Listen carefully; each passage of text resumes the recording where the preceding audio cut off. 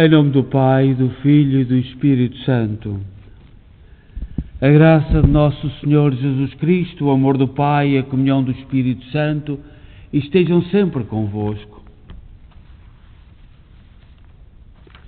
Bom dia, iniciamos a nossa oração da manhã neste dia 16 de outubro do ano da graça de 2020, da Igreja de Nossa Senhora de Fátima, Our Lady Fatima Church, na cidade de Kingston, na província de Ontário, Canadá.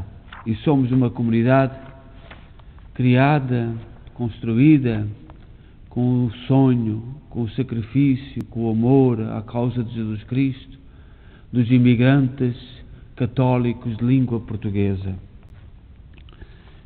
E enviamos uma saudação para todos os doentes, de modo particular aqueles que estamos a viver esta situação de pandemia, deste medo, desta incerteza, desta insegurança, de ouvirmos tantas coisas, não sabermos para que lado nos devemos dirigir, com muito medo, sobretudo a comunidade maior, a comunidade mais velha.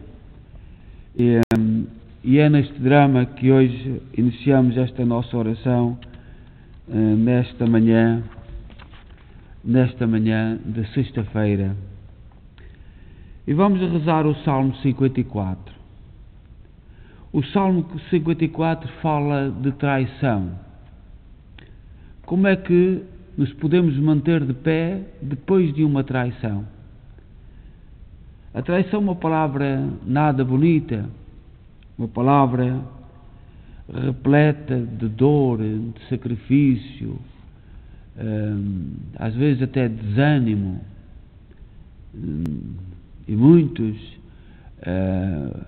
e muitas, quando se sentem traídos, têm vontade de desistir. O salmista também experimentou esta realidade. Já no Antigo Testamento, no Salmo 54, o salmista fala desta realidade e projeta a grande traição que foi feita a Jesus Cristo. Deus enviou o seu Filho para nos salvar, para nos libertar. E a humanidade traiu, condenou, torturou, matou. E esta é a realidade de quem tem fé. O pôr os olhos no seu Mestre. Ontem celebramos Santa Teresa d'Ávila, Santa Teresa de Jesus, é conhecida com os dois nomes, e toda a sua força interior começou a contemplar o mistério de Cristo, do Senhor Santo Cristo, da cruz. Na cruz está exposta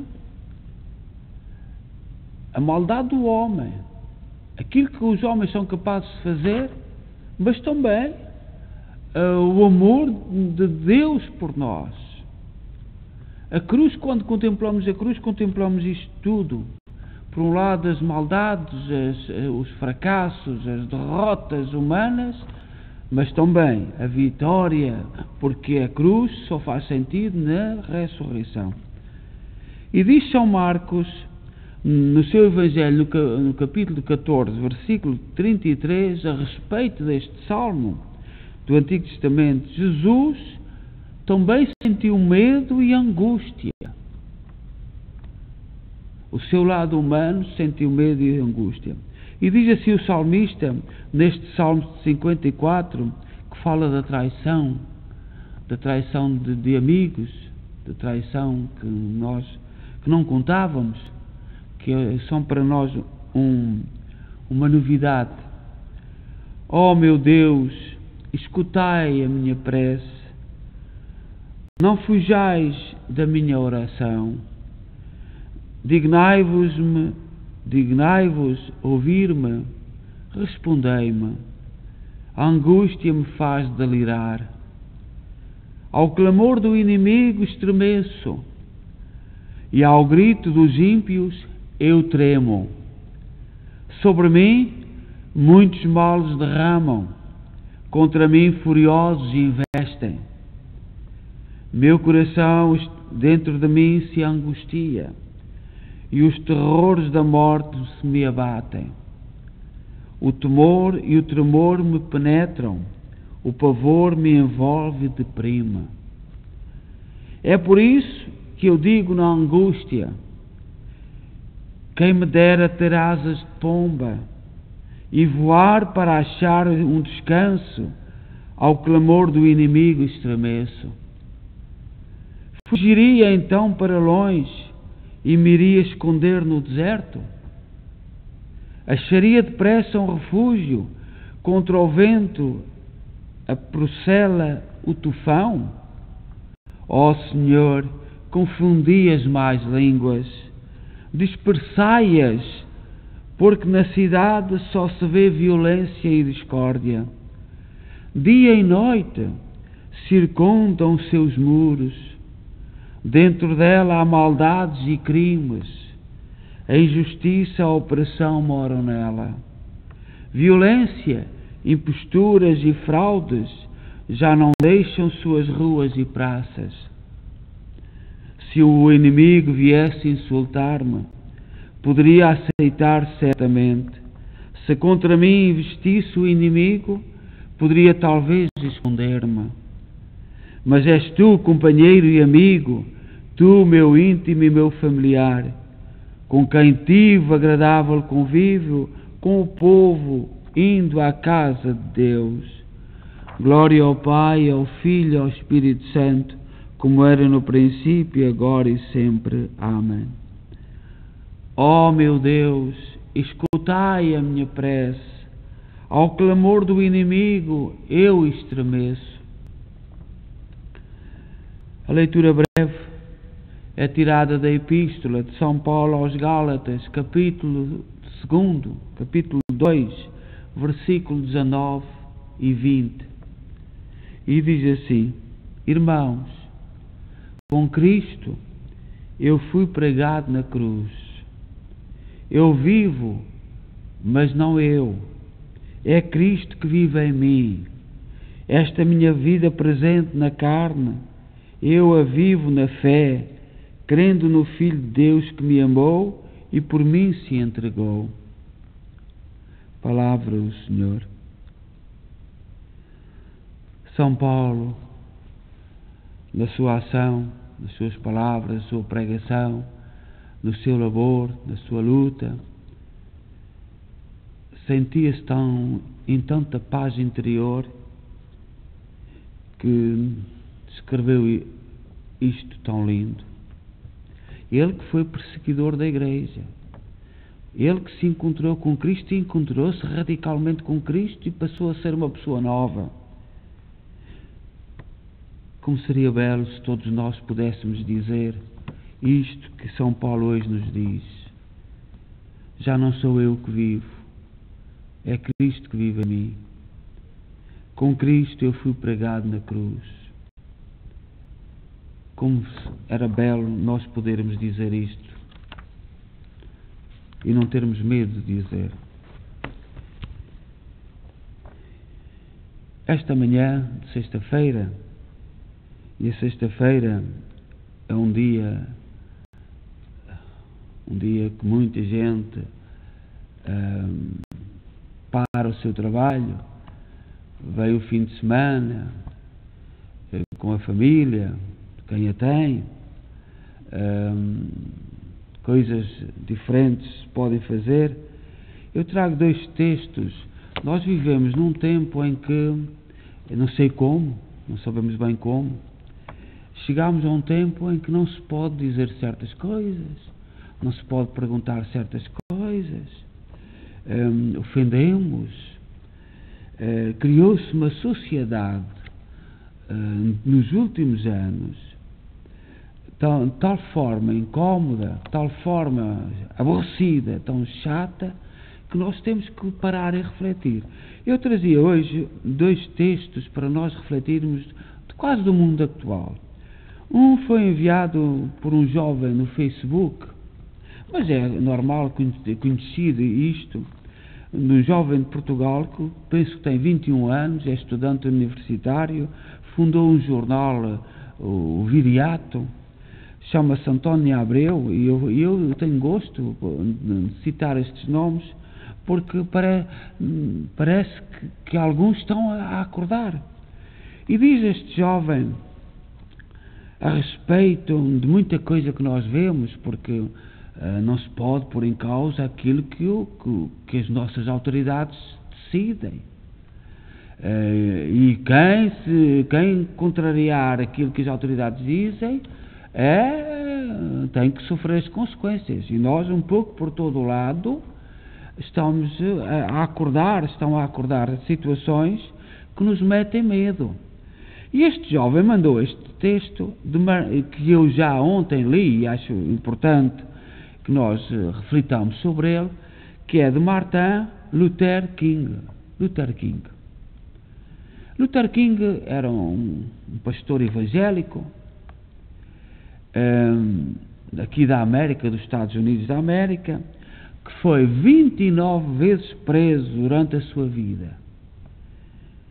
E uma das vezes foi preso em Birmingham, Alabama, no dia 12 de abril de 1963, por protestar sem autorização.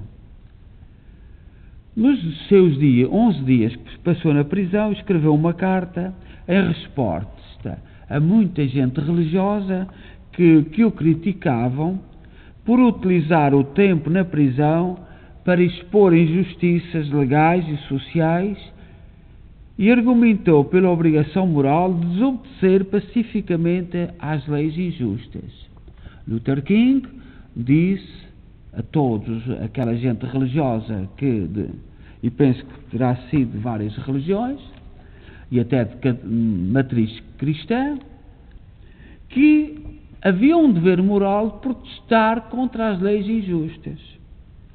E diz assim Luther King: nunca nos devemos esquecer que tudo o que Adolf Hitler fez na Alemanha foi legal. E tudo o que os combatentes pela liberdade húngaros fizeram foi ilegal. E nós temos em Fátima, no cabeço, por cima do local onde apareceu o anjo, um monumento do Calvário construído pelos perseguidos húngaros. Eles quiseram construir em Fátima um bonito monumento. Quando vamos a Fátima devemos visitá-lo, que testemunha o sofrimento que os húngaros passaram nas mãos do Hitler e a sua luta, e depois a seguir com o comunismo. E construíram aquele bonito monumento que está em Fátima, uma igrejinha chamada o Calvário, que testemunha isto mesmo. Portanto, aquilo que Hitler fez era legal, e aquilo que os húngaros fizeram para lutar pela sua libertação era ilegal. Era ilegal julgar ou confortar, dar carinho a um judeu. Era ilegal na Alemanha de Hitler. E ai daquele que fosse apanhado a dar pão, a dar conforto, a falar com um judeu. Era ilegal. Mesmo assim, estou certo que se vivesse na Alemanha nessa altura, ajudaria e confortaria os meus irmãos judeus. Se eu vivesse no país comunista, onde os princípios cristãos são suprimidos, eu iria defender abertamente a desobediência dessas leis antirreligiosas. E nós vivemos hoje num mundo em que não se pode dizer nada. E nós temos que recordar estas palavras. Aquilo que Hitler fez era legal. Aquilo que os ditadores comunistas têm feito é legal. E todos aqueles que protestam estão na ilegalidade. E nós cristãos temos o dever moral de resistir a muita legalidade. a muitas leis que são ilegais, que são legais, e agora os parlamentos que estão numa euforia para legalizar a eutanásia, e até apontam como exemplo a Holanda, que vai legalizar a eutanásia para as crianças até aos 12 anos. Os pais podem pedir a eutanásia, podem pedir para matar um filho até aos 12 anos. E nós, penso que não somos holandeses, podemos questionar cá fora o seguinte: quem vai votar esta lei no Parlamento holandês? Quantos daqueles que vão votar têm filhos? Eu sei que a adoção, os pais que adotam têm o mesmo amor que os pais legítimos, quer esta gente dizer. Mas eu que estou longe, posso questionar isso ou não?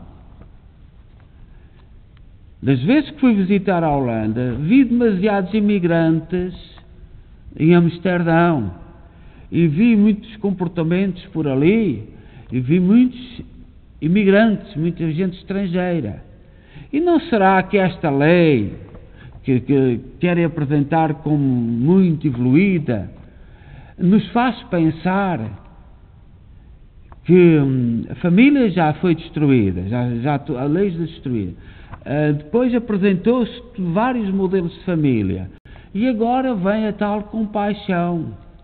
A criança está a sofrer. Eu só gostaria de pensar, porque eu fui criado numa sociedade onde os pais sempre me amaram e onde estou habituado a ver famílias que amam os seus filhos até à última consequência, pais que são capazes de dar a vida pelos seus filhos. Eu sei que a sociedade holandesa é muito evoluída, mas eu longe posso-me questionar. Quantos deputados que vão votar aquela lei têm filhos legítimos? Não posso pôr em causa o amor de quem adota. A Holanda tem adotado muito, mas dá para desconfiar.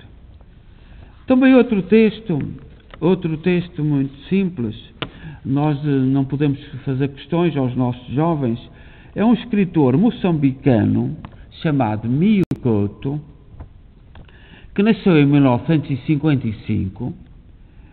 O Mio Couto é um pseudónimo, é um nome de escritor, que, portanto, o seu nome de família, de nascimento, é António Emílio Leite Couto. Recebeu o prémio Camões em 2013, nasceu na Beira, em Moçambique, e é um grande jornalista, um grande escritor moçambicano.